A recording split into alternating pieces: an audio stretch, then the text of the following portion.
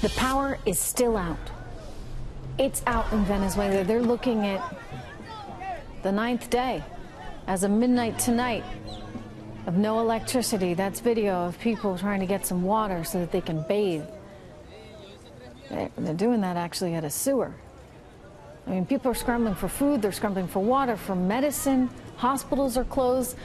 Nicolas Maduro's head of the military, Diosdado Cabello, meanwhile, has taken a jab at this very show because we are exposing the corruption and the incompetence of his socialist boss, Nicolas Maduro. He took a shot at us on his weekly television program there in Venezuela last night. Only in Venezuela, right, does the head of the military have time to host a 5-hour-long weekly television program. It's 5 hours long while the rest of his country is suffering without basic necessities in the biggest humanitarian crisis we have seen in this hemisphere. Now, although the show is primarily propaganda, I gotta say, he's actually not that bad a performer. He really isn't. In fact, if he were smart, he might think about surrendering and just doing the TV gig thing full time. But as he talks and talks and talks and talks, because that's what the show's about, him talking, and occasionally cuts to some tape, like, for example, this show. The power is still out there in Venezuela. The people are still starving, and there's massive looting, and hospitals are closed. Former advisor to President Clinton, Doug Schoen, says the United States of America needs to engage our military. I think we now need to seriously consider a military intervention. Ideally, a multinational one with substantial participation by Latin American nations. But let's be clear, this is a humanitarian crisis. We cannot let this go on. Sanctions may well not be enough. Joining me right now is the author of Dark Winter, retired Brigadier General Anthony Tata. So good to see you, General. Great to be with you, Trish. Is he right? Do you agree? Yeah, absolutely. Does the U.S. need to intervene?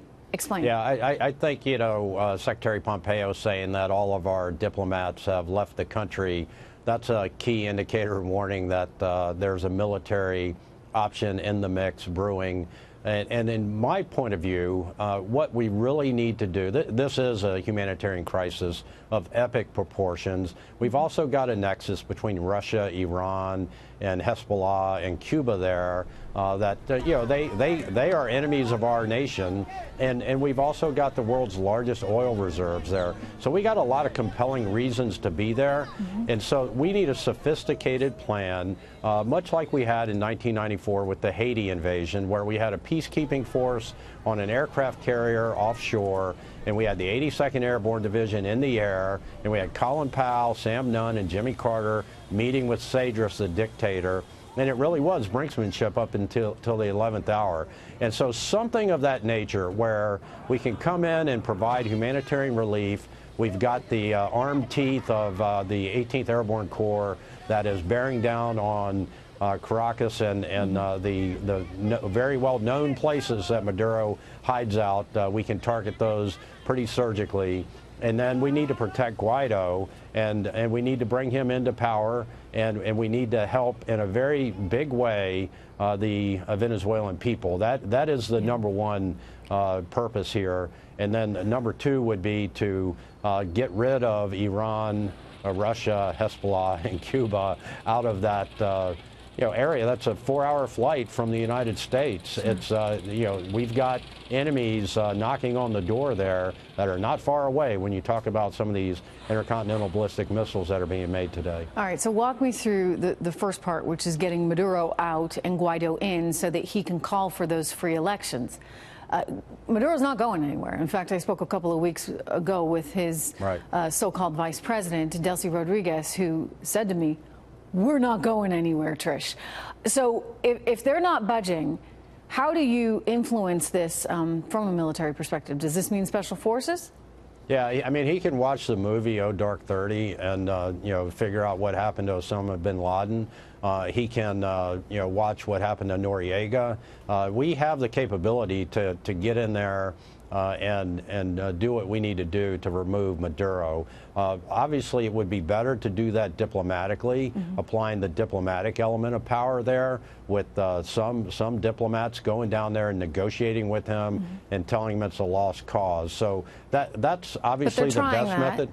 They are trying that. They're trying that, but he needs to understand that a bullet to the forehead may be his way out of Venezuela. So, I mean, that's just the bottom line. And we have that capability. And if we've removed our diplomats, that's a real key indicator and warning that we're getting ready to tighten the screws on the Maduro regime. You mentioned Zero Dark 30. You mentioned Osama bin Laden. Interestingly enough, the man who killed Osama bin Laden, former Navy SEAL Robert O'Neill, was here recently on this program. And he, like you, sir, predicted that there would be a bloody ending for Nicolas Maduro. Look, I hate to see it get to that in any way, shape, or form. And what I don't understand here is why people can't be logical players. Right. Why they can't understand that, you know what, it would be a whole lot better for his country, for himself, for the people around him, if he took an amnesty deal and went, you know, to live happily ever after someplace that's not Venezuela. But Robert O'Neill said he didn't think he'd do that. And he said, look, I think it's going to be a bad ending. You sound like you agree. Well, you know, Cedras chose the good ending, and Noriega chose the bad ending, as did bin Laden. So it's not that we were negotiating with bin Laden, but if you look at this hemisphere, you've got Noriega and Cedras are two of the real good examples of how this could go down. Noriega, you know, got captured, and this could be an issue where we, you know, capture Maduro, or if he chooses to resist, then he chooses to fight, and every soldier, sailor, airman, and Marine has a right to self-defense. So they'll go in there and do what needs to be done. But one thing is for sure is that this is a humanitarian crisis. It's in our hemisphere. It's in our national interest to do this. And I believe that President Trump has done everything he can to have a peaceable ending to this, and showing the Guaido contingent, you know, that we support them, and showing Maduro that he has no support, to include all around the world. President Trump was the first mover on this, and all the world leaders. And it doesn't get much play, Trish, other than your show, and you have a lot to be proud of in this regard, because this is the big issue happening today, you know, other than some rockets in Israel and some other things. This has been persistent for the last several months, years actually, with Maduro and his purging. And he's a terrible dictator, and he's terrible for that country. He's terrible for the world, and he's allowing our enemies on his ground to plan and plot in an ungoverned space against us. I hear you, General. And let's not forget, there are 5 Americans that are still being held hostage by Nicolas Maduro in a Caracas prison. And I appreciate your comments, but you know what? I look at it this way. I'm in the news business, and this is news. General Tata, thank you.